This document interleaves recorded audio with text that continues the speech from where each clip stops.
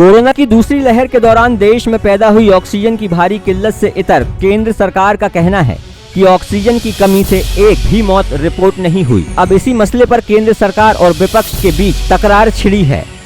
Corona virus की दूसरी लहर के दौरान देश के अलग अलग हिस्सों में तबाही का मंजर था।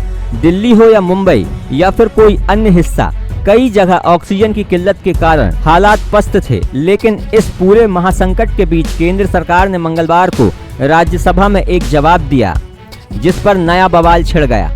केंद्र सरकार का कहना है कि किसी राज्य या केंद्र शासित प्रदेश में ऐसा रिपोर्ट नहीं किया है कि ऑक्सीजन की कमी के कारण दूसरी लहर में किसी की जान गई हो। केंद्र सरकार के इसी दावे को लेकर विवाद शुरू हो गया। विपक्ष की पार्टियां सरकार को घेर रही हैं, तो दूसरी ओर सरकार की ओर से भी मोर्चा संभालकर पलटवार किया जा रहा है। मध्य प्रदेश के स्वास्थ्य मंत्री डॉक्टर प्रभुराम चौधरी ने दावा किया है कि केंद्र ने जो जानकारी दी है वो सही है।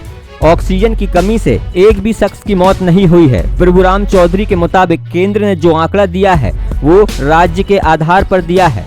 एमपी में किसी की भी मौत ऑक्सीजन की कमी की वजह से नहीं हुई है।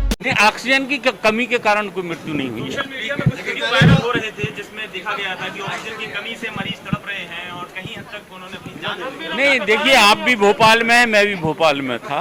ये बात सही है कि ऑक्सीजन की उपलब्धता के लिए दिक्कतें आ रही थी, लेकिन पूर्ति सरकार ने उसकी की है। ऑक्सीजन की कमी से मृत्यु नहीं।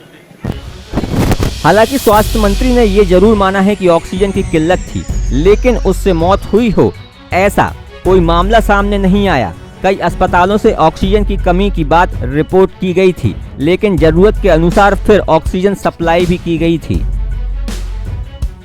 Bureau report, poster news.